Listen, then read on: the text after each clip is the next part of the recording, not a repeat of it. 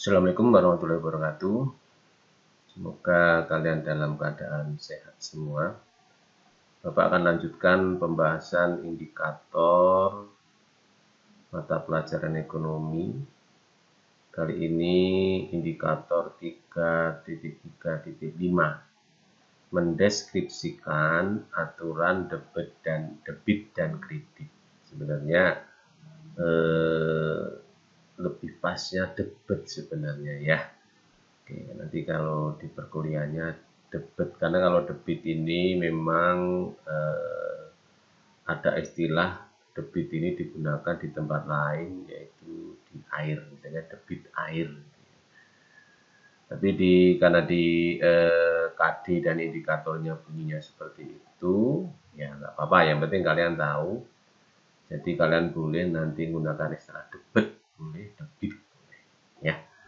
Baik, berikutnya, nah ini Bapak sajikan tabel. Tabel ini bisa dianggap adalah tabel kunci. Mengapa tabel kunci? Karena kalau kalian memahami tabel ini lebih dalam, lebih luas, lebih jauh, sebenarnya akuntansi itu ya letaknya hanya di tabel ini sebenarnya. Karena akuntansi itu kan siklus ya. Siklus itu diawali dengan pencatatan atau jurnal. Jurnal itu supaya kita bisa mencatat, supaya kita bisa menjurnal, kita harus paham tabel ini. Ya, itu ya. Baik, Bapak akan jelaskan satu demi satu ya, bahwa kemarin kita sudah membahas ya persamaan dasar akuntansi, kita sudah tahu transaksi itu apa, kita sudah tahu kelompok akun itu apa. Hanya pada saat kita mempelajari persamaan dasar, kita hanya mempelajari 3 kelompok akun ya. Di sini kelompok akun aktiva. Aktiva ini harta ya. Kemarin kita jarang menggunakan istilah aktiva. Nah, ini Bapak biar kalian lebih luas pemahamannya. Aktiva itu harta. Mengapa harta dikatakan aktiva? Karena dalam bisnis itu yang aktif itu harta. Yang bergerak terus itu adalah harta. Ya kan? Nah, ini kelompok harta itu bergerak. Karena kalau dalam usaha kelompok hartanya nggak bergerak, maka tidak ada perubahan-perubahan yang diharapkan. Misalnya pengusaha ingin keuntungan, ya kan?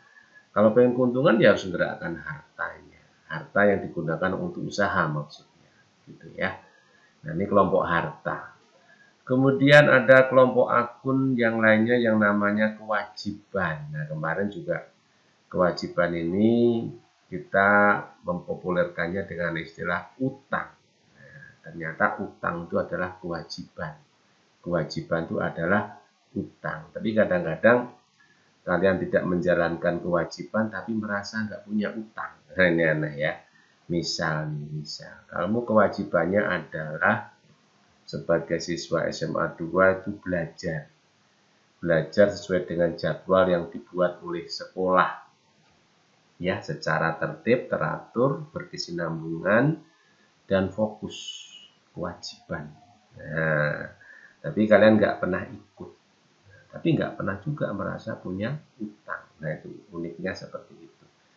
Nanti kedepannya ini bahayanya kalau ini karir ini kamu lanjutkan, nanti di kehidupan di masyarakat kalian sering utang kemana-mana tapi nggak tahu, kalau nggak merasa kalau kalian itu punya utang. Maka dibiasakan sekarang jalankan kewajiban sebagai manusia, sebagai siswa, sebagai anggota masyarakat, sebagai anak-anak dari orang tua kalian, kewajibannya apa ya, supaya kalian terbiasa menjalankan kewajiban ya, dan terbiasa kalau nggak menjalankan kewajiban itu sepertinya masih punya utang. Nah, gitu ya, berarti harus dilunasi.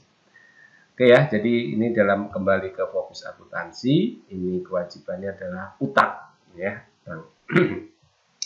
Karena perusahaan jasa, maka utangnya nanti utang usaha. Kemudian di sini yaitu modal. Nah, modal ini istilahnya ekuitas ya, ekuitas. Modal ini udah tahu pengertiannya kemarin di persamaan dasar, yaitu cara sebenarnya kemarin kan utang itu juga modal, cuman utang itu modal yang diperoleh dari orang lain. Nah, utang. Nah, kalau modal ini disebut dengan modal sendiri. Kemarin kan gitu ya, sepakat ya. Jadi modal ini adalah uang sendiri yang digunakan untuk usaha. Itu modal.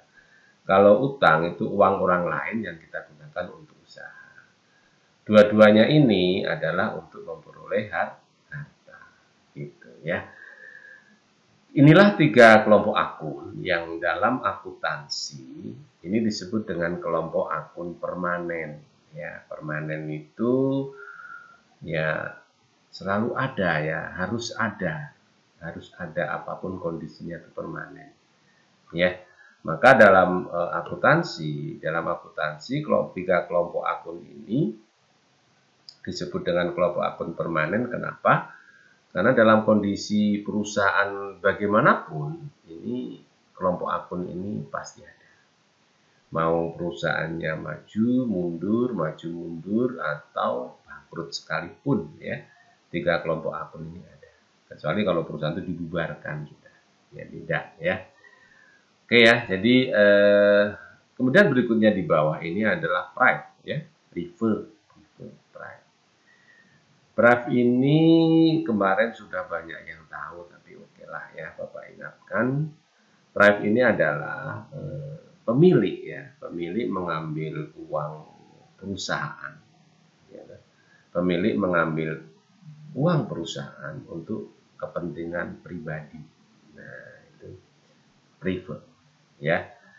Ini tidak permanen, ini sementara, ya sementara. Karena kalau perusahaannya bangkrut, dia nggak ada private, gitu, ya. Kemudian yang kelima, pendapatan. Pendapatan ini nanti terbagi jadi 2, yang disebut dengan pendapatan usaha dan pendapatan di luar usaha. Nah, jadi dalam bisnis itu sering ya, bukan kadang-kadang. Itu misalnya dia usaha pokoknya bengkel, ya, misalnya pokoknya bengkel, tapi dia juga punya usaha di luar usaha pokok, misalnya rental mobil, nah, misalnya, ya. Maka yang usaha bengkelnya tadi, usaha pokok itu nanti namanya pendapatan usaha. Yang di luar tadi namanya pendapatan di luar usaha. Nah, itu ya. Nah, ini kelompok akun yang kelima ya, kelima benar ya. Yang terakhir beban. Beban ini kalau pengertiannya adalah pengorbanan ya, pengorbanan perusahaan ya tentunya ya. Pengorbanan perusahaan yang bisa diukur dengan uang tentunya. Kemudian tujuannya adalah untuk memperoleh keuntungan. Nah, gitu ya. Jadi kalau pengorbanan tujuannya bukan untuk memperoleh keuntungan, kita nggak boleh memberikan nama akun beban. Misal bengkel ya. Bengkel itu dia nyambung listrik. Berarti 1 bulan itu dia bayar beban listrik. Listrik itu digunakan bengkel untuk bekerja di bengkel itu. Tentunya bekerja di bengkel dalam rangka untuk memperoleh keuntungan. Nah, maka itu namanya beban. Oke ya, jadi seperti itu. Nah, kolom berikutnya dan seterusnya ini ada penambahan, pengurangan, ada saldo normal. Kita tahu bersama bahwa transaksi yang muncul di perusahaan itu sebagai akibat dari adanya kegiatan. Ya. Jadi transaksi yang muncul di perusahaan itu sebagai akibat kegiatan perusahaan. Dan kegiatan-kegiatan itu berdampak pada kelompok akun itu dua, ya, dua yang pokok.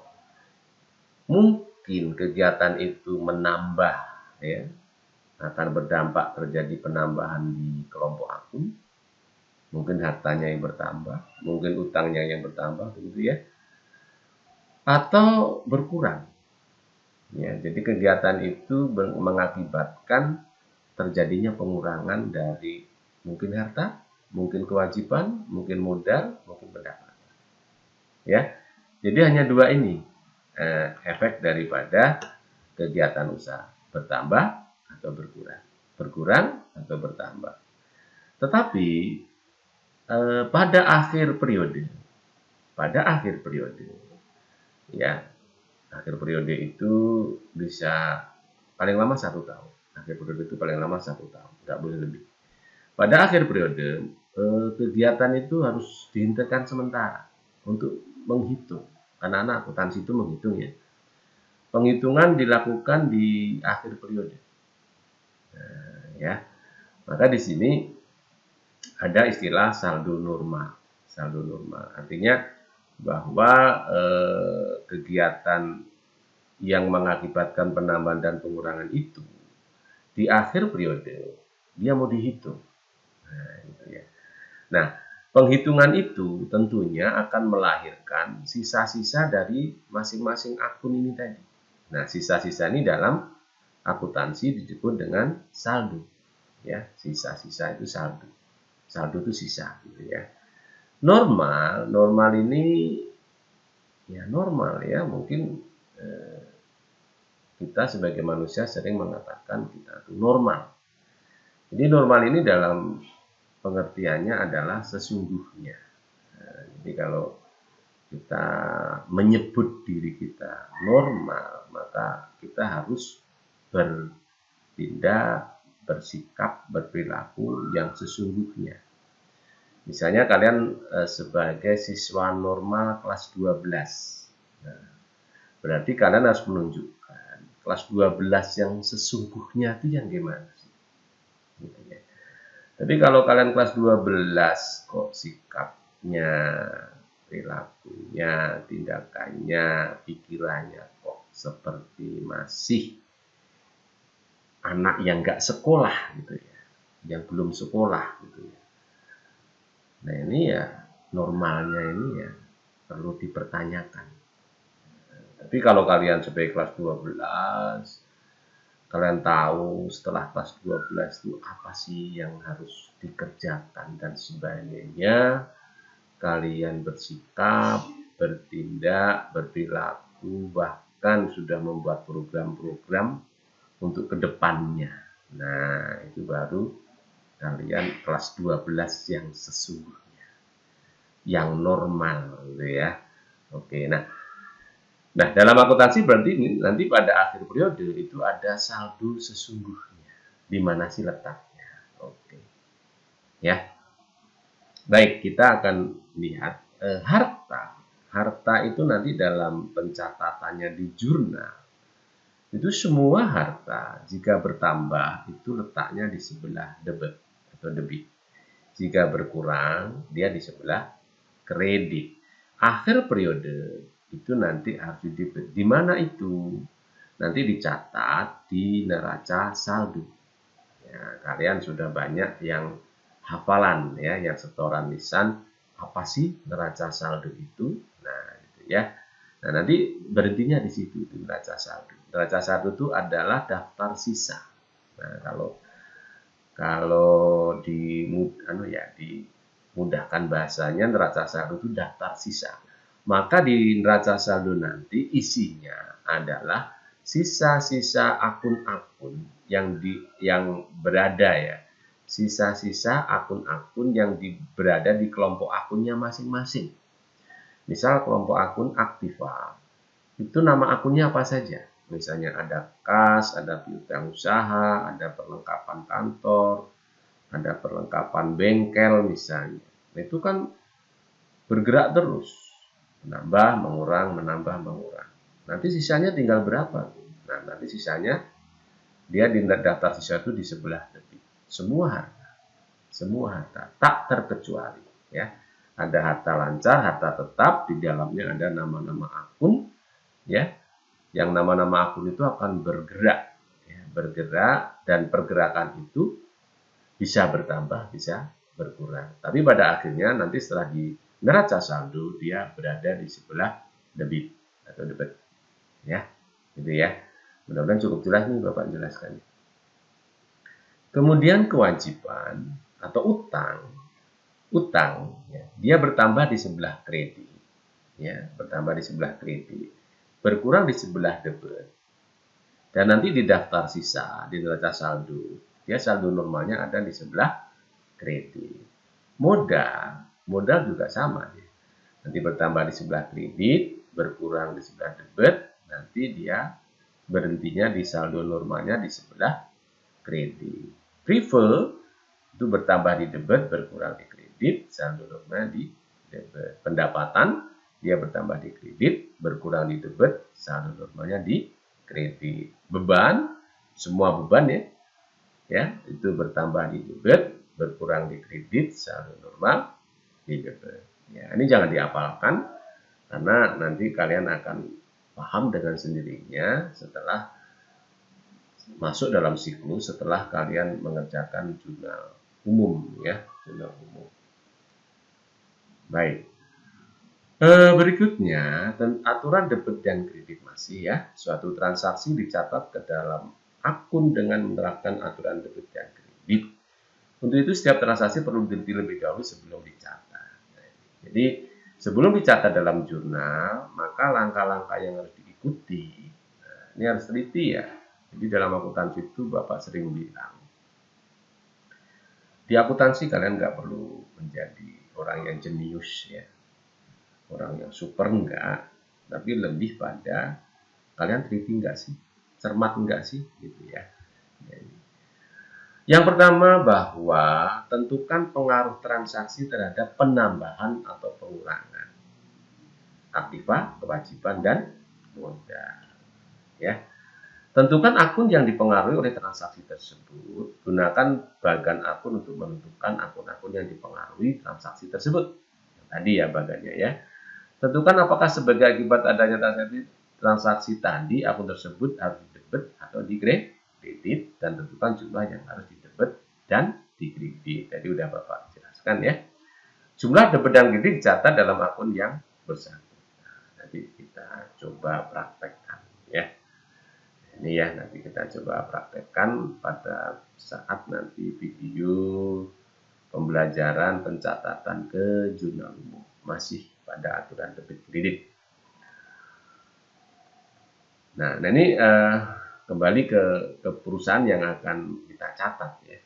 Ini contoh-contoh perusahaan jasa, ya mungkin ini bukan hal yang baru, ya, udah tahu semua perusahaan jasa. Nanti salon sering kita buat contoh, kemudian bengkel, pemasaran, jasa laundry, firma hukum, jasa penerimaan barang. Ini contoh-contohnya, ya. Beberapa jenis perusahaan jasa tersebut memang ada yang menjual jenis produk barang tertentu, misalnya jasa reparasi atau jasa bengkel yang menjual produk oli, ya kan, itu. Namun aktivitas penjualan produk tersebut bukan merupakan pendapatan utama perusahaan. Maksudnya apa? Misalnya ada orang servis mobil, ya kan, itu ganti oli, ganti apa, misalnya spare part, itu nanti totalan jumlahnya, ya, itu masuk dalam pendapatan jasa, ya. Jadi walaupun bengkel itu dia jual oli, dia tetap perusahaan jasa. Salon misalnya dia jual produk perawatan, ya, dia tetap perusahaan jasa. Jadi nilai-nilai produk tadi yang dijual itu masuk dalam pendapatan jasa, ya. Atau mungkin dipisah juga bisa. Dia penjualan produk itu dia tadi Bapak jelaskan di awal, ya, yaitu pendapatan di luar usaha, ya.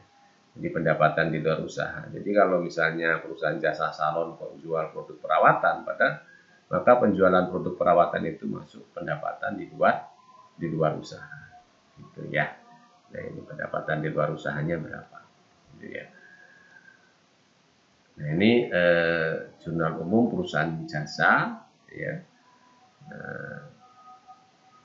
Jenis jurnal umum perusahaan jasa. Ya.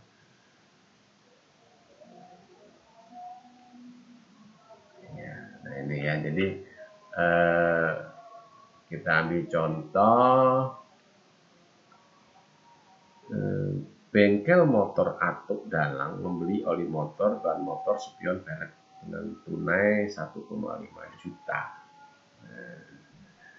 Maka di sini pembelian barang-barang ini masuk dalam perlengkapan bengkel.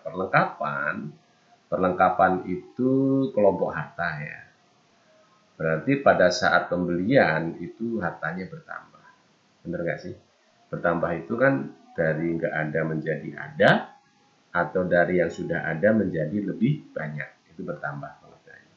Maka dia letaknya di D. D itu debit. 1.500.000. Kemudian karena ini pembeliannya tunai, berarti duitnya berkurang. Nah, ini beli tunai ya. Duit atau uang itu termasuk kelompok harta. Nama akunnya adalah kas. Berarti kasnya berkurang. Kas berkurang karena kas termasuk kelompok harta. Ya kan? Kas termasuk kelompok harta. Ini Bapak ulang-ulang ya. Kas termasuk kelompok harta. Harta berkurang di sebelah kredit. Ya, K di sini 1.500.000. Nah, ini ya. Nah, nama perlengkapan itu menyesuaikan dengan jenis perusahaan. Kebetulan karena ini bengkel, maka perlengkapannya perlengkapan bengkel. Oke ya. Nah, ini sebagai contoh ya. Ini nanti bisa kalian analisa, ada transaksi 1, tanggal 1, tanggal 2, tanggal 3, tanggal 5. Ini sekaligus untuk tugas ya. Nah, tugas ini silahkan dikerjakan di buku gitu ya. Di buku nanti tanggal 1 ini analisanya apa yang bertambah, apa yang berkurang, letaknya di debit atau di kredit, nama akunnya apa. Itu aja ya, kayak contoh tadi ya. Nama akunnya apa, dia terletak di debit atau di kredit. Ini sekaligus nanti untuk kelanjutan pencatatan jurnal umum ya. Jadi ada 4 transaksi saja. 1, 2, 3, 4 ya. Ini dianalisa seperti contoh sebelumnya tadi ya. Dikerjakan di buku latihan, di screenshot, ada di foto, filenya PDF ya, dan dikirim ya, dikirim sebagai tugas KD33 titik berapa tadi 5 ya. Oke, terima kasih. Assalamualaikum warahmatullahi wabarakatuh.